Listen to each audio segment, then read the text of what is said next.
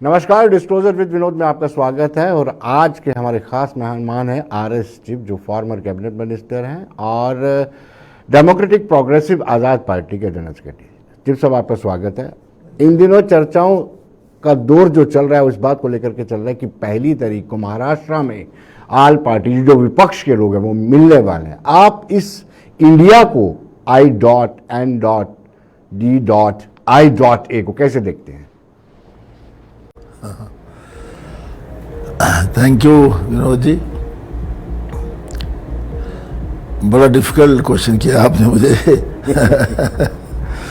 शुरू में ही। अब देखिए,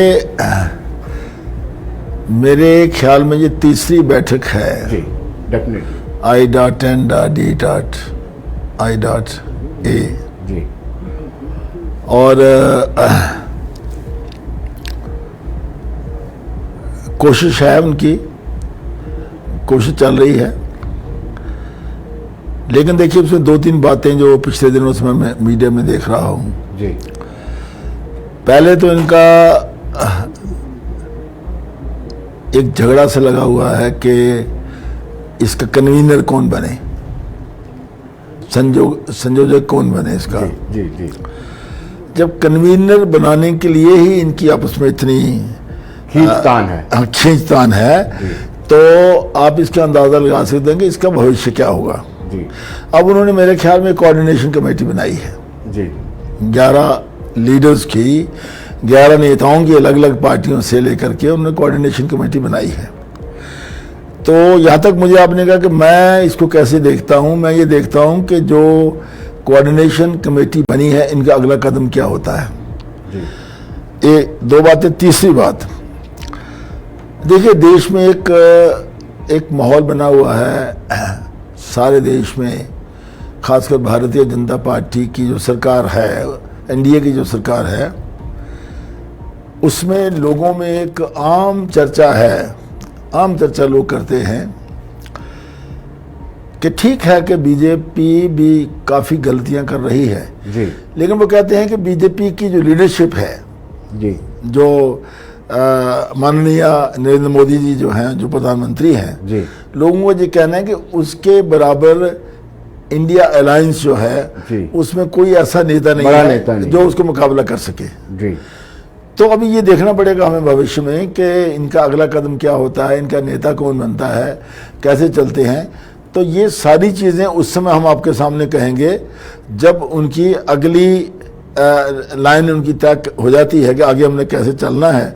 तो उसके बाद शायद मेरे ख्याल में हमारे लिए कहना कुछ आसान होगा। जैसे अब नीतीश कुमार ने स्पष्ट कर दिया कि वो इस दौड़ में नहीं है, काफ़ी रास्ता आसान इंडिया का हो गया होगा, इंडिया अलायंस का। हाँ, नीतीश कुमार ने कहा कि मैं इस दौड़ में नहीं हूँ। देखिए, मैं नीतीश कुमार की जो स्टेटमेंट है मैं उसको ज़्यादा वजन नहीं देता, क्योंकि नीतीश कुमार जी आज कुछ कहते हैं, कल कुछ कहते हैं जी। सो नीतीश कुमार, जो हमारे माननीय नीतीश कुमार जी सीनियर साथी हैं, मुझे याद है 89 में जब मैंने जनता दल का चुनाव लड़ा तो इन्होंने उस समय चुनाव लड़ा था और फर्स्ट टाइम एमपी बने थे जी। तो मैं उस समय इनको जानता हूँ, जो उस समय union minister of state for agriculture बने थे ये। तो अभी धीरे धीरे जब हम देख रहे हैं, जैसे उनकी बिहार में फंक्शनिंग है, एकदम से इधर हो जाना, दूसरे दम से उधर हो जाना, तो इसलिए उनका कहना जो है, मेरे ख्याल उनका कहना कि मैं इस दौड़ में नहीं हूँ, ये इंडिकेट करता है कि वो इस दौड़ में हैं। जी जी। He is very much in the race. Rather ये जो विपक्ष की एकता का जो रास्ता चुना है इंडिया अलायंस ने जी, इसमें नीतीश कुमार जी की भूमिका जो है सबसे प्रबल है, सबसे आगे रही है जी।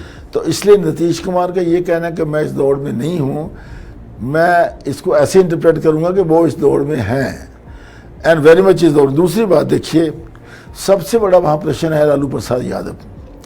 लालू प्रसाद यादव का सबसे बड़ा मकसद है इस समय कि वो अपने बेटे तेजस्वी यादव को वहाँ का मुख्यमंत्री कैसे बनाएं। तो वो ये महसूस करते हैं कि अगर नीतीश कुमार यहाँ रहे तो शायद उनका रास्ता जो है वो इतना साफ नहीं होगा। तो वो भी उनको सपोर्ट कर रहे हैं जी। वो भी इनको सपोर्ट कर रहे हैं।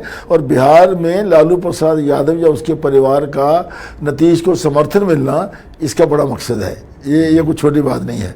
तो इसलिए ये नीतीश की जो स्टेटमेंट है, मैं इसको ज़्यादा महत्व नहीं देता। He is very much in the race for of the PM। जी चिप साहब, इस अलायंस का जम्मू कश्मीर के लोकसभा चुनाव में क्या असर पड़ सकता है? देखिए, मैं नहीं समझता कि इसका कोई असर पड़ेगा। यहाँ जम्मू कश्मीर की राजनीति बिल्कुल एक अलग राजनीति है जो मैं समझता हूँ।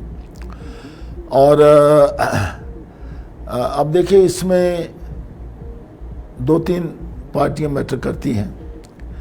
बीजेपी का तो आप जानते हैं जम्मू में, नेशनल कॉन्फ्रेंस कश्मीर में, लेकिन इसके अलावा जो खासकर जो हमारी पार्टी इसमें एंटर हुई है, डेमोक्रेटिक प्रोग्रेसिव आज़ाद पार्टी, आज़ाद साहब इसके लीडर हैं जी।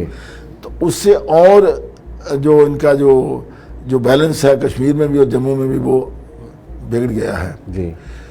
मानता हूँ कि PDP भी है, दूसरी जमातें भी हैं, अपनी पार्टी है एंड ऑल दैट, लेकिन मैं नहीं महसूस करता बिकॉज फारूक साहब का इस इंडिया अलायंस का हिस्सा बनना जम्मू कश्मीर की राजनीति पे कोई ज़्यादा असर पड़ने वाला नहीं है। लेकिन अब जो कारगिल हिल काउंसिल के इलेक्शन चल रहे हैं, उस हिल काउंसिल के इलेक्शन में 20 कैंडिडेट के करीब कांग्रेस ने उतारे हैं, इतने ही एनसी ने भी उतारे हैं। आपको लगता है आगाज ही अच्छा नहीं हो रहा है? अब ठीक है, देखिए, मैं कहता हूँ कि वो काउंसिल के इलेक्शन से कोई इतना संबंध नहीं है। मैटर तो करेगा जो पार्लियामेंट का चुनाव यहाँ आएगा। पार्लियामेंट के चुनाव में कौन सी पार्टी कहाँ स्टैंड करती है, और उसके बाद असेंबली का चुनाव। पता नहीं असेंबली का चुनाव ये करवाएंगे, कब करवाएंगे, नहीं करवाएंगे। पहले तो $1 मिलियन क्वेश्चन ये है कि मैं नहीं लगता कि भारत सरकार जो है वो इतनी सीरियस है कि यहाँ असेंबली के चुनाव कराए जाए। रादर यहाँ की जो सरकार है वो नहीं चाहती कि यहाँ चुनाव हों जी। तो मैं कहता हूँ कि इसका जिक्र तो आपने देखा होगा कि इसका जिक्र तो सुप्रीम कोर्ट में जो 370 के ऊपर जो चल रही है, वहाँ बहस चल रही है, इसका जिक्र, चुनाव का जिक्र तो वहाँ भी हुआ है जी। तो चुनाव कब करवाएंगे, क्यों करवाएंगे, लेकिन डेफिनेटली जो पार्लियामेंट के चुनाव हैं इस पर मैं समझता हूँ कि इस अलायंस का कोई असर नहीं होने वाला। यहाँ अपना यहाँ NC है, वहाँ कांग्रेस है, वहाँ अपनी आज़ाद साहब की जो पार्टी है, हमारी डेमोक्रेटिक प्रोग्रेसिव आज़ाद पार्टी है, उसका अपना आधार है।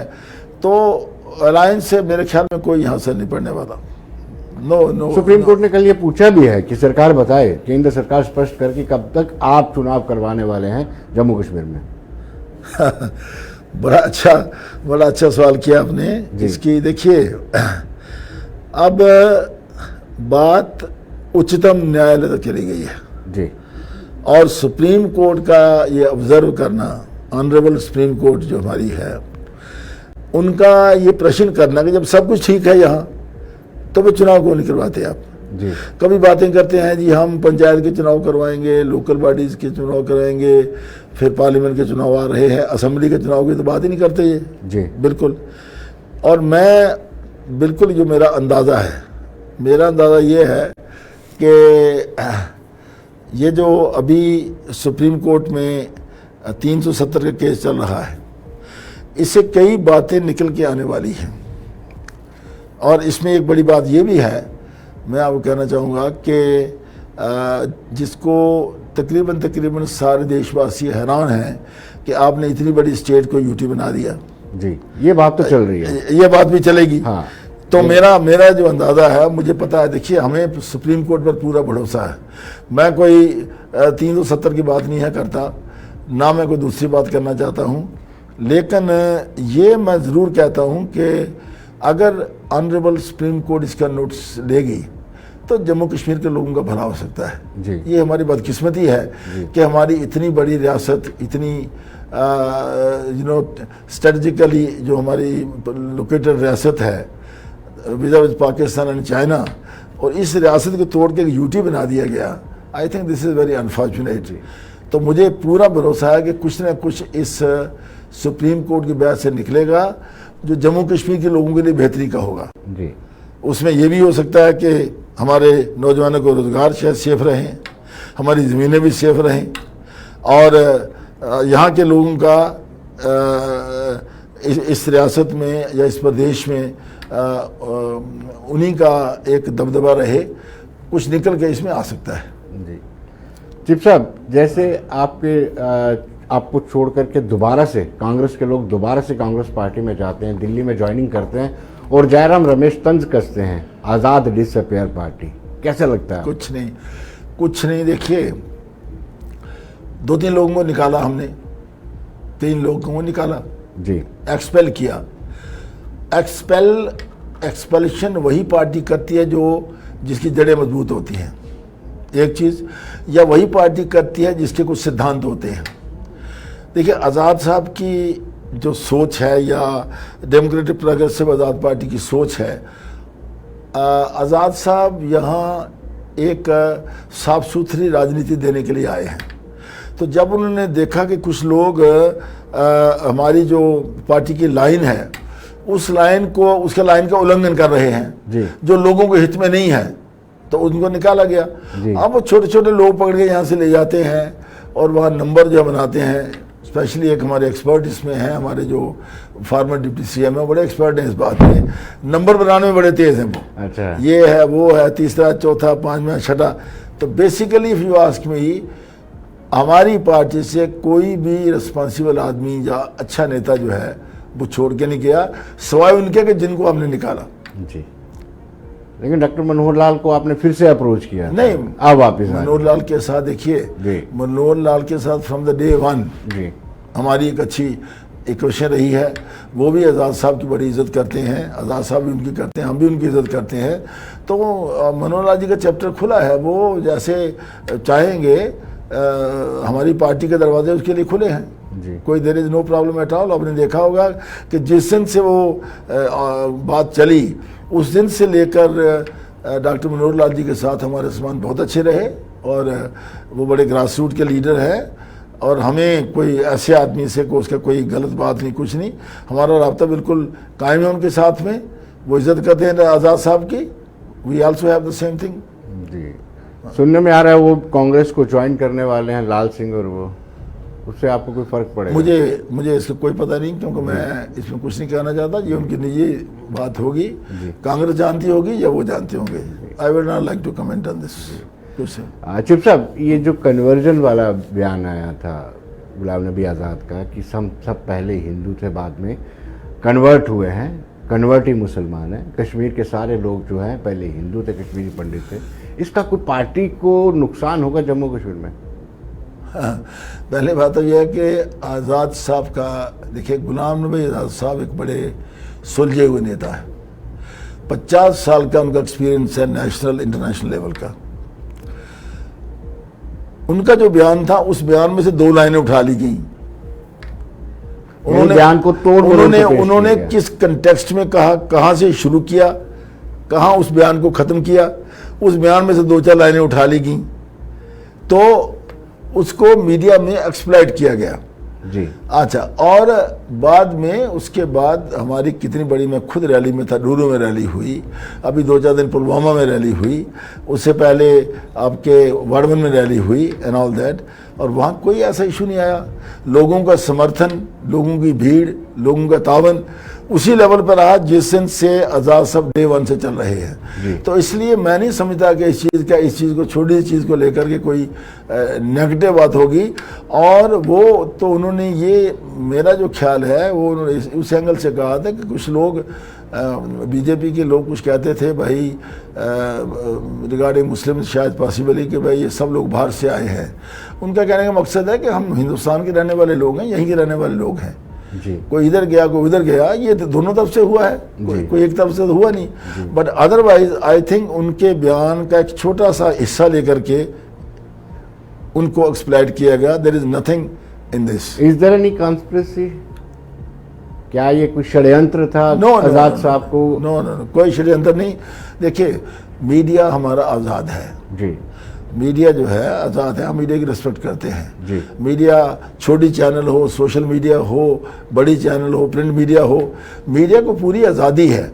लेकिन मैं सिर्फ इतना कहूँगा कि मीडिया के जो हमारे साथी हैं, हमारे भाई हैं, वो सब कुछ जहाँ भी हैं वो, तो मीडिया के साथियों को भी कोई जब किसी चीज़ को लिखना हो या बोलने में लाना हो तो थोड़ा सा सिचुएशन को बैलेंस करके और रियलिटी को सामने लाना चाहिए। जी चिप साहब, बड़ी सारी सियासी जमातों को मौका मिला कि टोल प्लाजा और स्मार्ट मीटर पर सियासत की जाए, आपने उस पर ज़्यादा सियासत नहीं की?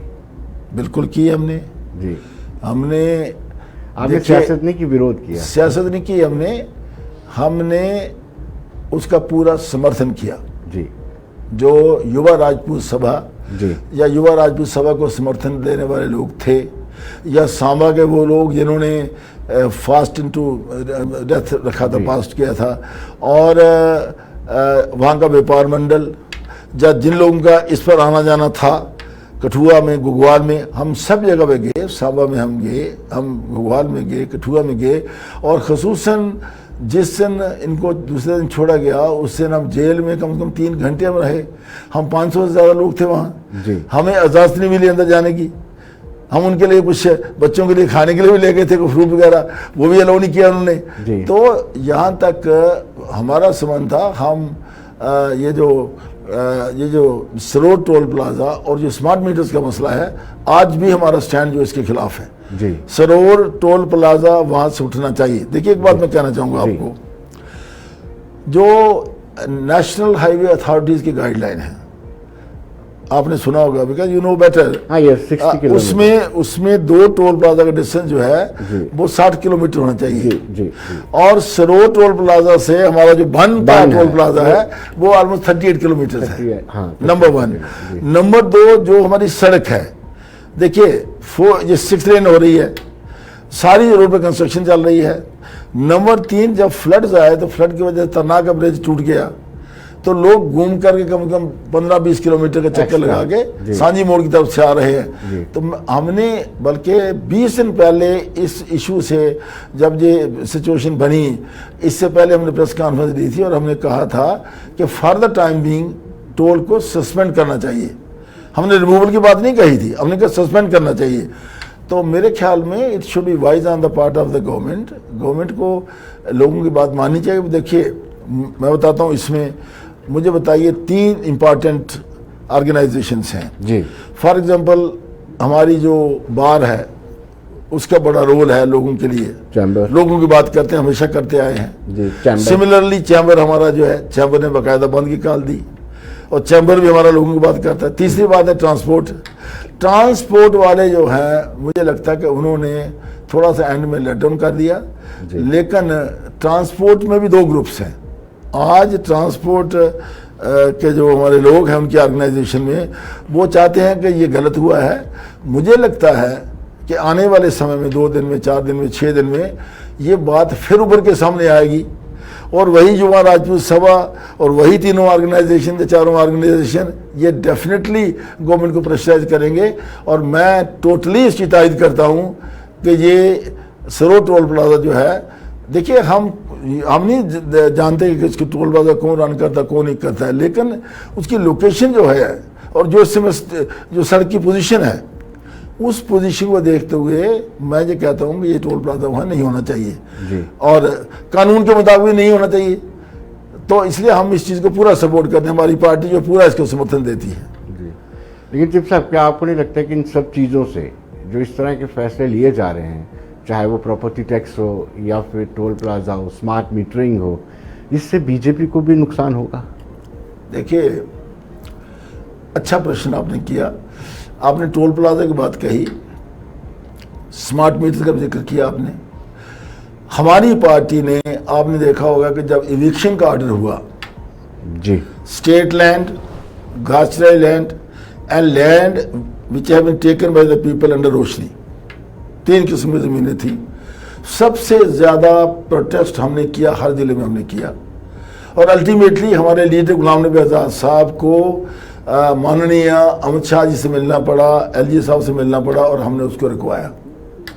उसके बाद CUT का मसला आया, जो सेंट्रल यूनिवर्सिटी ट्रस्ट का मसला था उनको एडमिशन देने के लिए, वो एक बदकिस्मती थी कि हमारे बच्चों को कोई जलंधर जा रहा है, कोई इलाहाबाद जा रहा है, कहीं जा रहा है टेस्ट देने के लिए, तो उसमें भी हमने प्रोटेस्ट किया और उस चीज़ को हमने रुकवाया। जी। हमने प्रोटेस्ट करके, पहाड़ी इलाके के लोग थे जो बॉर्डर के लोग थे जिनको राशन का मसला था, हमने उनको राशन की स्केल भी हमने बढ़वाई। जी। तो मेरा कहने का मतलब अब सबसे बड़ा जो प्रश्न इस समय स्मार्ट मीटर का। जी। स्मार्ट मीटर का मैं अपनी बात बताता हूँ, मैं अपनी बात बताता हूँ जी आपको कि 3 महीने पहले से पहले मेरे बिल आ रहे थे 5-6 हज़ार 7 हज़ार घर के। उससे पहले इमीडिएटली आया 24,000, दूसरे महीने आया 22,000, उसके बाद फिर 20,000 और अब इस महीने आया 15,000। मुझे बताइए कि स्मार्ट मीटर का क्या मकसद है? स्मार्ट मीटर इसलिए लगाया जाता है कि आपकी जो बिल भी कम हो और आपको बिजली भी टाइम पर मिले। जी। और बिजली कटौती तो वैसे ही है बिल्कुल जी, बल्कि उससे ज्यादा है। नंबर 1। नंबर 2, जो प्रीपेड स्मार्ट मीटर जो करना चाहते हैं, प्रीपेड। जी। प्रीपेड में मतलब जिसका पैसा खत्म हो गया, कोई इमरजेंसी उसके घर में हो जाएगी, आप बताइए वो क्या करेगा? जी। वो कहाँ से रात को उसको ऑन करेगा? तो मैं कहता हूँ कि ये स्मार्ट मीटर बिल्कुल नहीं लगना चाहिए और हमारी पार्टी जो है इसका पूरा विरोध करती है। जी। सेकेंडली मैं कहता हूँ कि यूटी सरकार को ये सोचना चाहिए कि they should not pressurise the people of Jammu. सिर्फ जम्मू के लोगों को प्रेशर नहीं डालना चाहिए। Why don't they look at the UT as a whole? जी। बाकी एरिया देखें, कश्मीर का एरिया देखें, दूसरा एरिया देखें। ये कश्मीर में भी आज प्रोटेस्ट चल रहा था। क्या स्मार्ट मीटर सब जगह लग रहे हैं? जी। और मैं कहता हूँ ये जो स्मार्ट मीटर का मसला है, सरकार को इस चैप्टर को क्लोज करना चाहिए और पीपल आर टोटली एंटी और लोग इस किस्म की बातें कर रहे हैं। आपने देखा वो सोशल मीडिया में हमारी माताएं बहनें जो हैं वो बिल्कुल इसके खिलाफ हैं। यहाँ किसी का 1,000 बिल आता था, आज 5-5 हज़ार आ रहा है। जी। Who can make the payment? कौन दे सकता है? साहब, अर्बन लोकल बॉडीज के इलेक्शंस की बात चल रही है, कराएंगे नहीं कराएंगे ये भगवान जानता है, लेकिन क्या आपकी पार्टी इसके लिए तैयार है? एब्सोल्युटली, हमारी पार्टी बिल्कुल तैयार है जी। अगर लोकल बॉडी या पंचायत की इलेक्शन होती है। लेकिन मुझे कुछ लगता है कि मुझे इनकी स्टेटमेंट्स पर विश्वास नहीं है। रूलिंग पार्टी या जो इलेक्शन मशीनरी इस समय है, इलेक्शन मशीनरी क्या है? It is controlled by the ruling party, it is controlled by the ministry home ministry, it is controlled by the UT government and all that. इसलिए मुझे नहीं पता, लेकिन इस हालात में अगर बीजेपी इलेक्शन करवाएगी, ये मेरे से सुन लीजिए, मेरी भविष्यवाणी जो है, चाहे पंचायत की इलेक्शन हो चाहे लोकल बॉडी की इलेक्शन हो, इस हालात में अगर इलेक्शन होती है तो बीजेपी को मुंह खानी पड़ेगी। जी। ये मैं आपको बता दूंगा। कौन जीतेगा कौन नहीं जीतेगा मैं नहीं कहता। यहाँ तक आपने ये प्रश्न किया, यहाँ तक हमारी डेमोक्रेटिक प्रोग्रेसिव आज़ाद पार्टी का सवाल है। We are prepare to face the election, चाहे वो लोकल बॉडीज इलेक्शन हो चाहे वो पंचायत की इलेक्शन हो, उसके लिए हम बिल्कुल तैयार हैं। चिप साहब, आपने हिंट दे दिया कि कांग्रेस को इसका एज मिल सकता है अगर जल्दी इलेक्शन करवाए जा सकते हैं। क्या कांग्रेस को उसका लाभ मिलेगा? बिल्कुल नहीं। मैं आई डोंट से, हम तो कांग्रेस को, आज़ाद साहब की पार्टी बनने के बाद हम तो कांग्रेस को कहीं देखते ही नहीं बिल्कुल। जी। We don't see Congress anywhere. लेकिन अभी वो राहुल गांधी आए हुए थे लद्दाख में, तो उन्होंने कहा कि मुझे कुछ लोगों ने बताया कि चाइना ने बहुत सारी लद्दाख की जमीन पर अवैध कब्जा कर लिया है।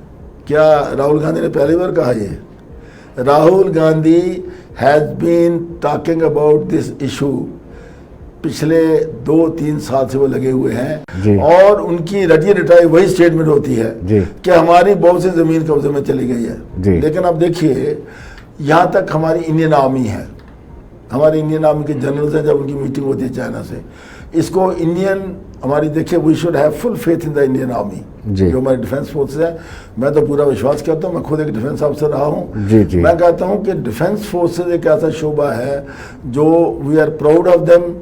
और आज अगर देश की सीमाएं सुरक्षित हैं तो बिकॉज ऑफ डिफेंस फोर्सेज और even paramilitary forces and within the country law and order, हमारी पुलिस का भी बड़ा जबरदस्त रोल है, खासकर जम्मू कश्मीर में। तो मैं ये कह रहा हूँ कि जब उन्होंने क्लियर किया कि ऐसी कोई बात नहीं है, ये बात बिल्कुल अलग है कि चाइना ने अपने नक्शा जो है, अगर चाइना उसमें को नक्शे पर गलत दिखाएगा, जी, अरुणाचल को भी दिखाया उसने। अच्छा, लेकिन उसके लिए भी हमारे जो ऑनरेबल फॉरेन मिनिस्टर हैं जी जयशंकर जी, उन्होंने इस पर बिल्कुल एतराज किया और गवर्नमेंट ऑफ इंडिया ने प्रोटेस्ट किया है जी कि आप ऐसा नक्शा क्यों बनाते हैं कि जिसमें हिंदुस्तान का हिस्सा अपने में दिखा रहे हैं। जी। सो राहुल गांधी के स्टेटमेंट में कोई दम नहीं। Rahul Gandhi is known for making haphazard speeches. जी। ये कोई नई बात नहीं है। जी। जो जी में आता वो कह देते हैं। जी। अब ठीक है, उनके पास एक प्लेटफॉर्म है अपनी पार्टी का, तो उनकी बैकग्राउंड है गांधी फैमिली की, तो बहुत चीज़ वो कर सकते, वो कुछ भी कह सकते हैं। Nobody can stop him. जी सब समय इजाजत नहीं दे रहा है, सवाल तो बड़े थे लेकिन बहुत